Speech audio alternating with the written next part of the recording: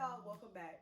So as y'all can see from the title, this is going to be a story time, y'all. I love story times. Oh my god, I love watching other people's story time, and I like making story times because usually if I give advice, I would have to like write it down, and like a story time is just basically a story that happened in my life, so I'm just telling you. But the reason why I chose this topic, how I wrecked my Camaro, is because it is Domestic Violence Awareness Month. And even though this wasn't like physical abuse, it was mental.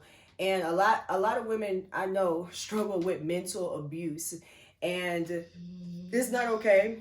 Just because you're not getting hit or you don't have marks, your mental is just as important. Like mind, body, and soul. Like it all go hand in hand. So anyway, yeah, so this time is about how I wrecked my Camaro at 19 years old. Oh my god, y'all. And I came out with just a scratch. So let's start from the beginning. I got my Camaro when I was 19 years old. Previously, before that, I had a Nissan Sentra. My sister bought me that in 11th grade, and she had a lease on it. So the lease was up after 2 or 3 years. So we had to like bring it back or whatever. And she asked me did I want it. She also had got a Nissan Altima, and she kept her car. But it was just like, no, I don't want it. I want a better car. You know, I had this for this. So I was just ready for it. So anyway, she did buy me my dream car at the time, SS Camaro, not the regular Camaro. It was the SS. So it was fast. And we went to the dealership. I tested out, what's the model under an SS? I forgot. But of course, they have like the Z something, and that's faster than the SS. But anyway, I had the SS, and I didn't really expect that I was going to get it. Like, I knew I was going to get a car, but I didn't think I was going to get the car I really wanted. But I guess I didn't deserve it. And she knew I was responsible, so she was like, yeah. So I got my dream car. And at this time, I had just gotten out of a relationship.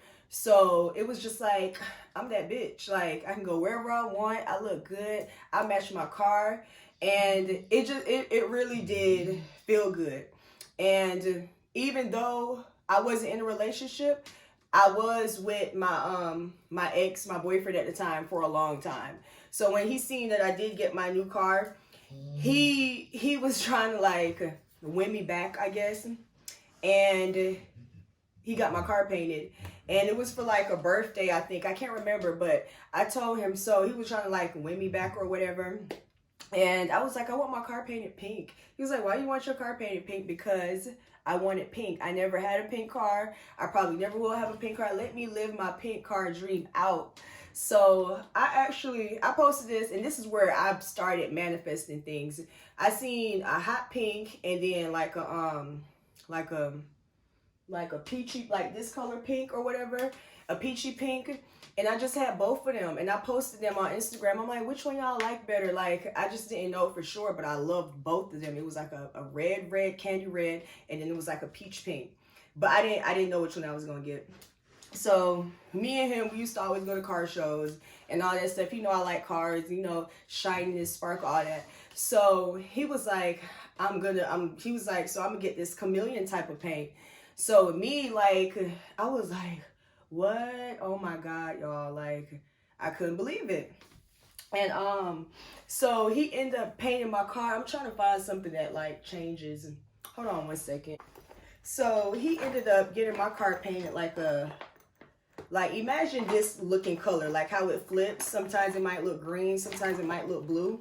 My car was pink, and then when the sun went down, when it got shady, it turned red. Like, it was like I had 2 for 1. Like, I really did have 2 cars. Like, the color did flip. Like, and when it's going down the street, it just had like a pearl pink. It was just beautiful. The paint job was beautiful.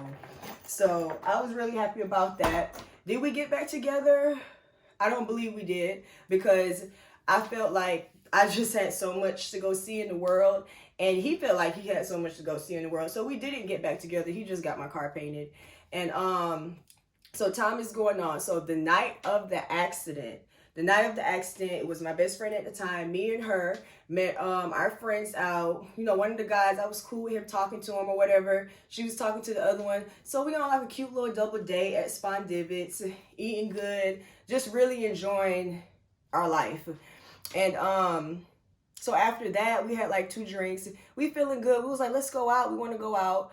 So the guys we were with was like, you know, I forgot what night it was. Probably a Tuesday, because it was like Blue Flame Tuesdays or something like that. So we went to Blue Flame. I don't remember what day of the week it was, but it was like they night, like where it was packed. So me, my best friend at the time, the guy I'm talking to, the guy she's talking to, we all in there having our good little time, not worrying about nothing, you know, just having fun, like not worrying about nothing, just having fun. So me, not 100% like done and over with my ex, knowing that he's in another relationship, we bump into each other in there. At this time, I probably haven't talked to him in probably a couple days, but we always stayed in touch. A whole week never went by without us talking. So at this time, it's just like, whatever, you know, I got a new man I'm talking to. I don't need you, whatever. So when he seen me, he was like, oh, you gonna be over here with me. So I'm looking like, oh my God, I got my best friend over here, the guy I'm talking to looking at me.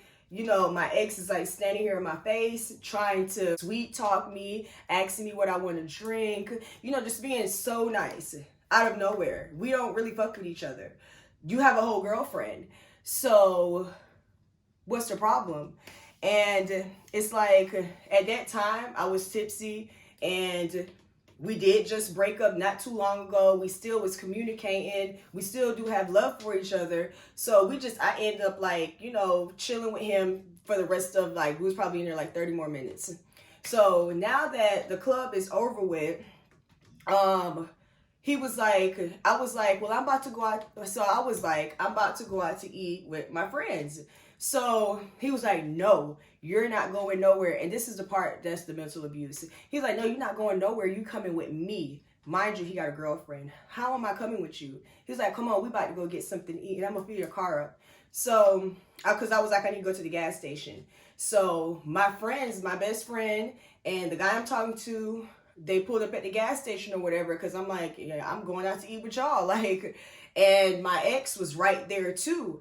And he was like just so controlling. Like, he literally made me like pull off behind him, like, come on, let's go eat. And it's just like, I kind of did want to go, because it was like, I don't know, I was drunk. Just I really don't have no reason why I even listened to him or followed him, like, but he was being very persuasive, like, and this is how he acted all the time when we used to run into each other at the club. He'll see me out with somebody, and he literally would take me away from them, like grab my arm and take me away from them.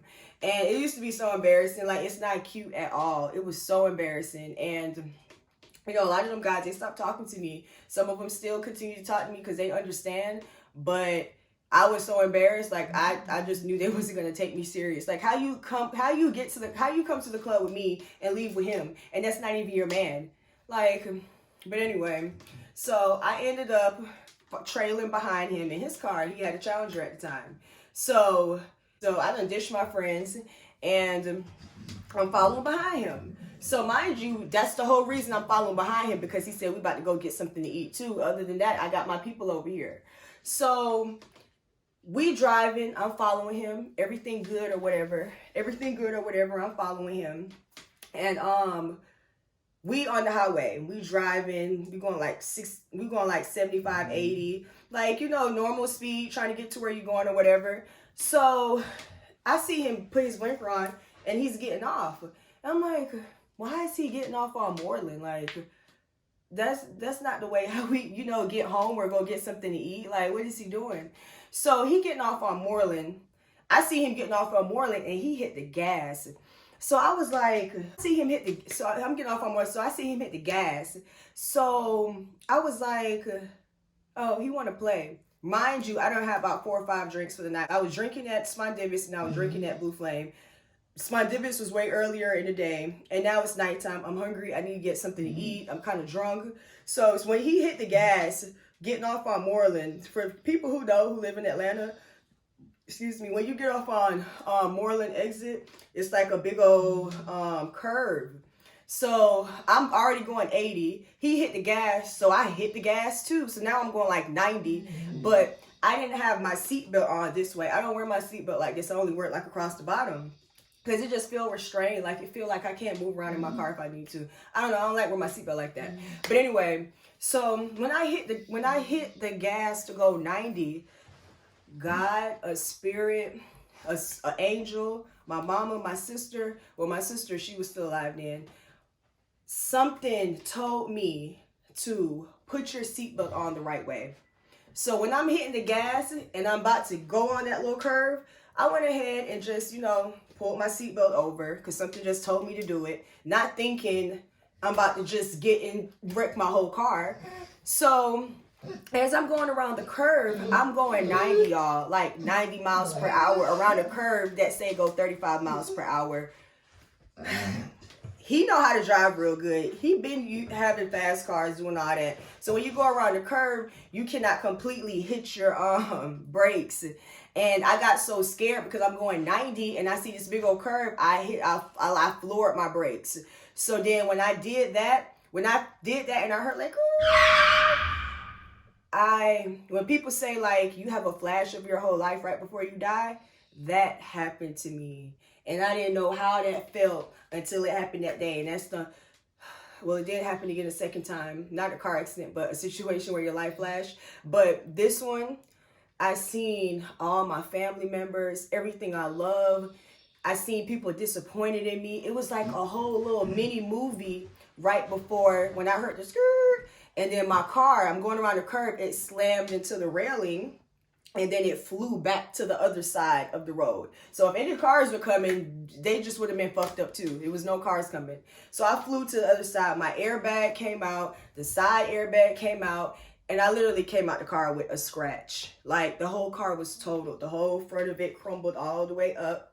And I came out with like a burn on my eyebrow because the airbag like came out right here. So I did have a burn above my eyebrow. And I was holding on to my steering wheel like so hard. Because you know when you're driving fast, you got to use two hands. Me holding on so hard and the shock when my body tensed up. It's like my finger, it don't, like you see this finger can do this. It's getting better, but this finger is not that good. It was real tight and it got swollen. So it's like my finger kind of got messed up. It was just this finger. But over the years, I realized that it got better. But at first, it would just do this. Like, I couldn't hold a knife the right way. But anyway, so that was the only thing that, you know, affected me in the accident. So when this happened, I had a real bad headache. Like, you know, when you get in an accident, you get like a real bad headache. And then I seen where my ex stopped his car because he was ahead of me, but not way ahead of me because, you know, I caught up. So I see him stop his car and he reversed all the way back. You know, he had to make sure I was okay. You know, he is an asshole, but like he ain't that damn stupid. So he reversed all the way back. He opened my door, got in the car with him. And the whole time I'm just thinking like, I really can't believe this happened to me. Like, me and him didn't even talk in the car. I felt like I was in another zone. Like I was already drunk. And then now I got a headache. I done got banged into the wall. So I was just quiet. And for some reason I got in his back seat. I don't know why I got in his back seat. It was nobody in his front seat, but I got in his back seat. Anyway, we didn't talk the whole ride home. So when he dropped me off at my house, you know, where me and my sister, my nephews live, and he came in, dropped my ass off, and he disappeared so fast. I'm like, did he put his car in neutral and like drive down the hill? Because I didn't even hear his car leave. So then my sister was like, where did he go? And I'm like, I guess he left. So I was like, damn, you made me ditch my friends, ditch the guy I'm talking to, thinking I'm about to get me something to eat, and I get in a car accident and you just drop my ass off and leave me. So I already felt bad, felt like shit, felt stupid. Like he really finessed me. So basically, so what happened after that? So after he left, I lied to my sister and was like, somebody stole my car at the club, because I knew she was gonna really cuss my ass out for doing some stupid shit. Why are you driving that fast drunk anyway? Why are you at the club with him? But I really wasn't at the club with him. I just could hear her voice saying all of this. So I'm like, somebody stole my car. So anyway, I'm like, happy you okay? Blase, blase. We're gonna go up to the club in the morning. So at this time, I'm still pissed off that this nigga really dropped me off and left. So I called him and I was like, what are you doing? He was like, oh, I got back. He stayed in the condo at that time. He was like, I just got back to the condo or whatever. I'm laying down. And then I heard a bitch voice say, who you on the phone with? And I was like, wow. It ain't like I didn't know, but it was just like so foul. Like, why did you try to ruin my night and you didn't even want to be with me? You just didn't want nobody else to be with me. And that is so fucked up. So he hung up on me when she was like, who you on the phone with this late or something? Like, yeah, who are you on the phone with this late? It's like 5 o'clock in the morning, 6 o'clock in the morning. So he hung up with me. I tried to call back. He didn't answer. I already knew what it was. I didn't call him no more.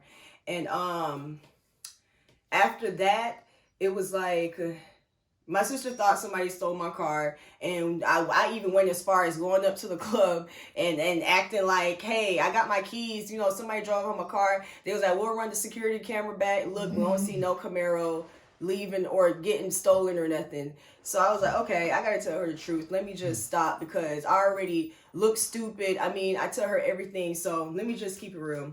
Told her what happened. She was like, you didn't have to lie to me. I just wanted to make sure you was okay. We got car insurance. It's paid off. You're gonna get a car back. You're gonna get your money back. It's okay. So I felt better when I realized like she wasn't gonna be mad, but I just felt like I knew I did something stupid, but it wasn't just 100% my fault. So, you know, it was whatever. So then after I did my insurance claim. I paid my sister paid like $28,000 for the car, and they gave me back like 26, because you know your car depreciate. I had it for 6 months, but a car depreciate the moment you drive it off the lot. So I had it 6 months. It depreciated a couple thousand. So I wanted to get another Camaro SS. Like, I can't downgrade. Like, I had a fast one. I had the V8. I can't just get the little standard one. So I got the money, and I needed $3,000 more. So I'm still fucking with my ex like a stupid ass. And I was like, I need $2,000-3,000 more to get the Camaro again that I want. He's saying, okay, I got you. That ain't nothing, whatever. I'm sending him cars. I'm trying to like cooperate. You know, I don't want to spend the money, or I need this. So he played it like he was going to help me get my car back, knowing that it was a big portion of his fault why it happened. He played it like he was, and he never did. And after I seen that, I was just like, wow, I have to completely be done with you. Like, I gotta be done with you. And I really wasn't done with him. And after that, like, I did better things in my life. But it's the crazy part is we did catch back up, and we are back together now.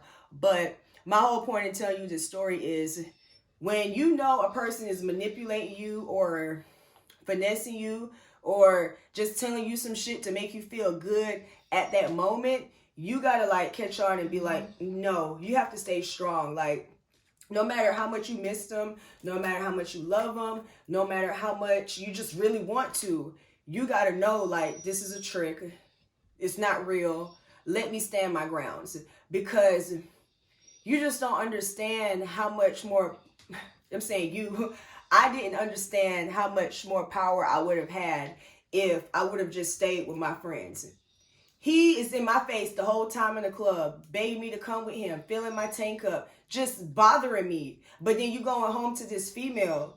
What is it? What was your problem? Like, if you really want to be with her, then why are you doing that to me? And I understand men is torn between two women or whatever, but that's really foul to try to hold somebody else's life up while you living your life.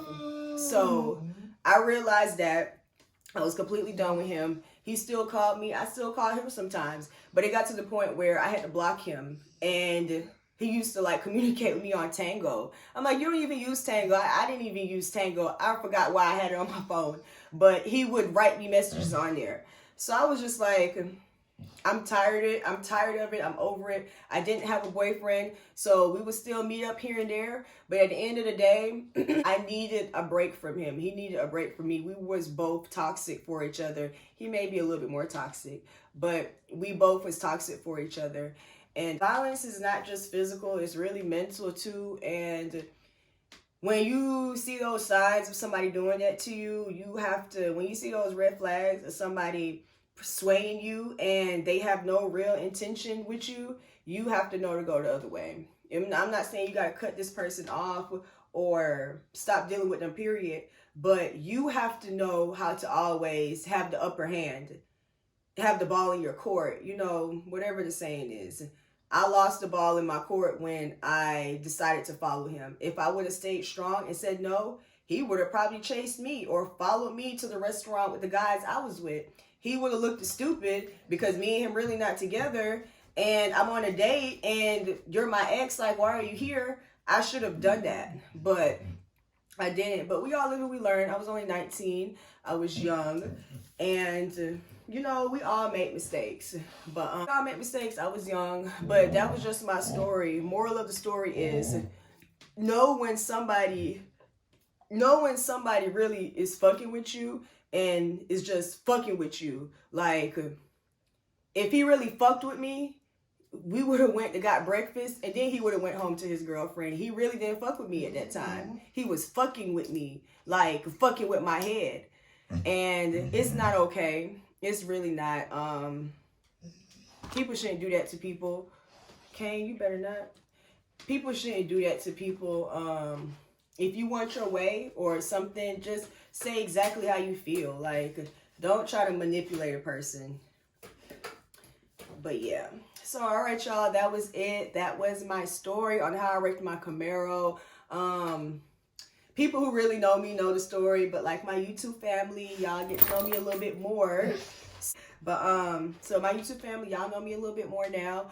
If y'all have any questions about my story, I guess you can comment in the comment section below. Y'all see my dog is like really getting on my nerves. What you come here. Come on, you want to be on camera? But anyway, y'all, please don't forget to give me a thumbs up. Comment any questions you may have. All my new people, do not forget to hit the subscribe button. All my old followers, thank you for being loyal. I really do be needing that sometime. Y'all see my dog just knocking my camera all out the way. But anyway, I will see y'all in the next video. I love you. Mwah.